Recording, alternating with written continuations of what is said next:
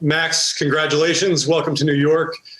I was just wondering if you could kind of take us through the decision-making process from your point of view. Obviously, the historic nature of the contract was a driving factor, but Billy, Steve just talked about the competitive nature that you have. Your desperation almost to win. You're known as one of the great competitors in the game. What conversations did you have to have that made you feel confident that you could win here at this stage in your career? Yeah, I think there's several factors that went into my decision here. First, when I took the Zoom call with Steve and Billy, and got to know those two, and Steve said it's whatever it takes to win here. That he looks at this as he wants to win a championship, and he's going to do whatever it takes to win. So, when you hear that from an owner, you don't hear that from owners too often these days. And when you can finally hear an owner want to do what it takes to win. Obviously, that piqued my interest. Obviously, when you look at the team, the most obvious thing is, pitching with Jake. that's an obvious thing that I saw. And then going against those guys, now they have a pretty good lineup to go behind that as well.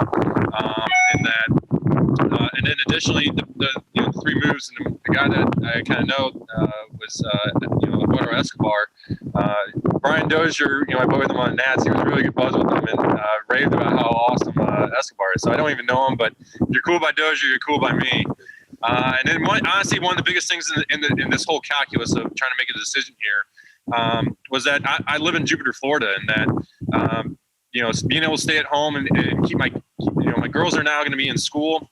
Brooke's going to be in school a lot longer now in the season. And so by playing in New York, spring training's right in my backyard. Makes it really easy for my kids to be able to. I can still see my kids at a pretty high rate by playing in the NL East.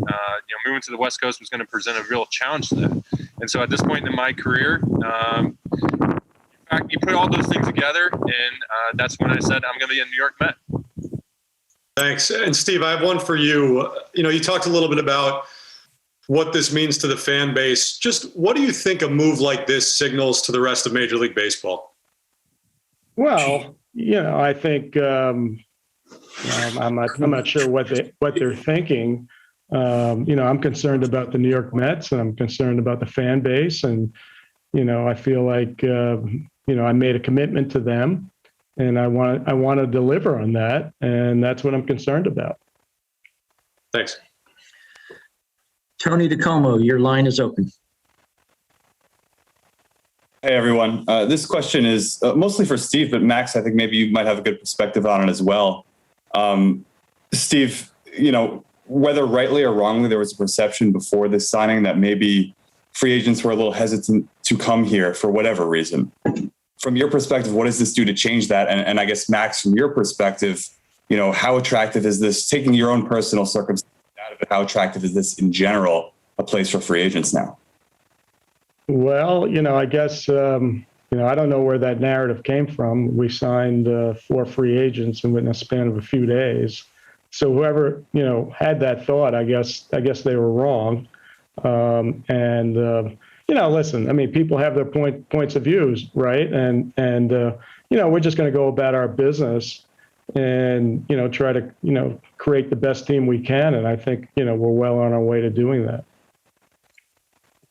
Yeah, I'd say in my career that clubhouses can change. It only takes a few guys to change it. I've seen it happen many times. Different guys I play with over the years, when they come in, they bring a certain energy, and kind of the whole vibe can change within the clubhouse. And so for me, I feel like the guys that we're bringing in can do that, can obviously change that. It's not just myself and other guys, but the guys who have been brought in the previous year, that the culture can change. And that's a challenge, but a challenge you're willing to meet. And Max, one more quick one, because I've gotten a lot of questions on this with number 31 and 37 unavailable here. Do you have an idea what you're going to wear?